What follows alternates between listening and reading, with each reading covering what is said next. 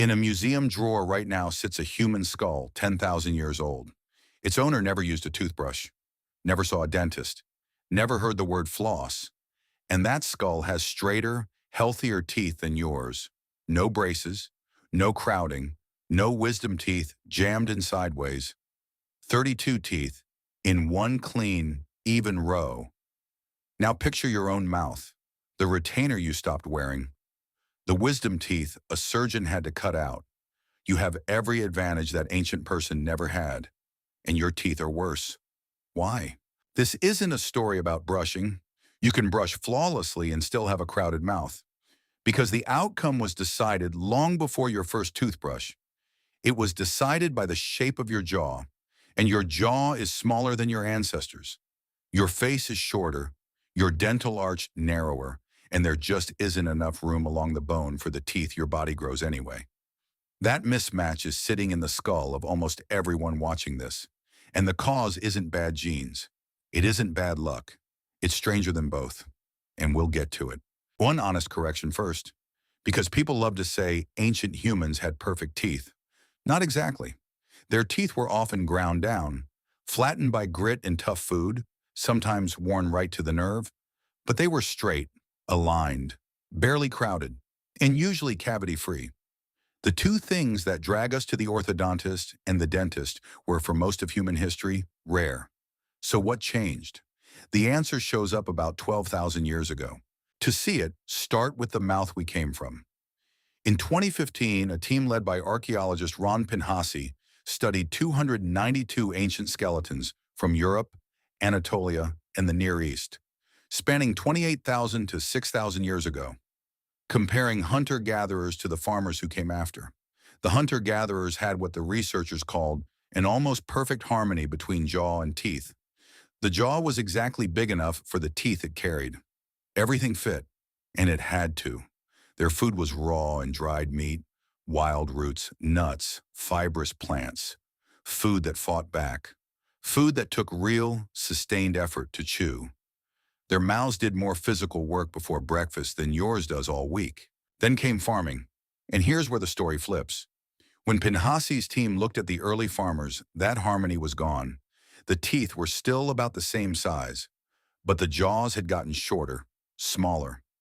Keep the same teeth, shrink the shelf you're fitting them onto, and you get the obvious result: crowding, overlap, crookedness.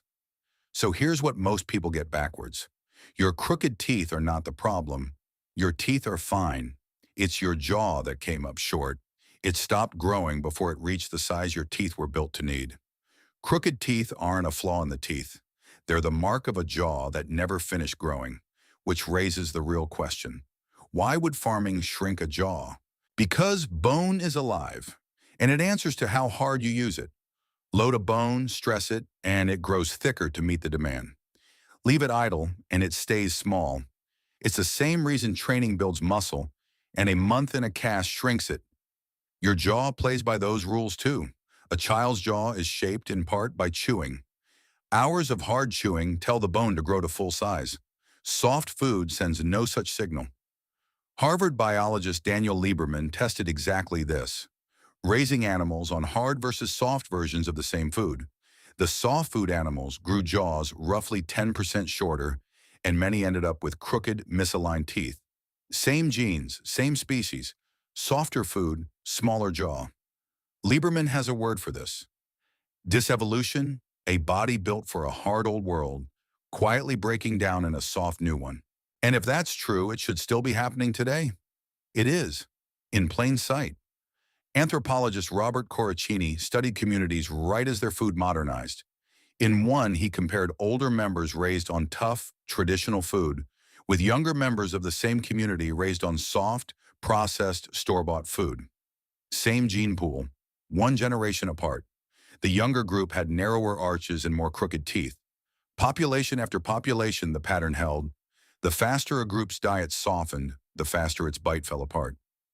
The single best predictor of a straight, healthy bite wasn't ancestry. It was how tough the food was.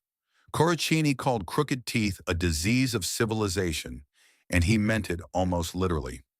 Genes still matter. Some people are simply more prone. But genes are not what changed. The food did. But crowded is not the same as rotten, and cavities are a second story with a different villain. Straight teeth kept ancient mouths aligned. They did not make them decay-proof. Cavities come from specific bacteria that ferment sugar and starch into acid that eats enamel. When farming flooded the human diet with grain and, much later, refined sugar, those bacteria got the feast of their lives. Scientists have literally sequenced the hardened plaque on ancient teeth and watched the mouth's bacteria shift, right at the dawn of farming, toward the decay-causing mix we still carry. But here's the honest twist. It was never really about the calendar. It was about the chemistry. At a cave called Tafaralt in Morocco, foragers who lived 14,000 years ago, thousands of years before farming, had catastrophic decay, cavities in more than half of them, because they were gorging on sweet, starchy wild acorns. Feed any mouth enough fermentable sugar, and it rots. Farming just made that the default for everyone, which leaves the strangest souvenir of all, your wisdom teeth. Your jaw shrank. But the instructions in your DNA never got the memo.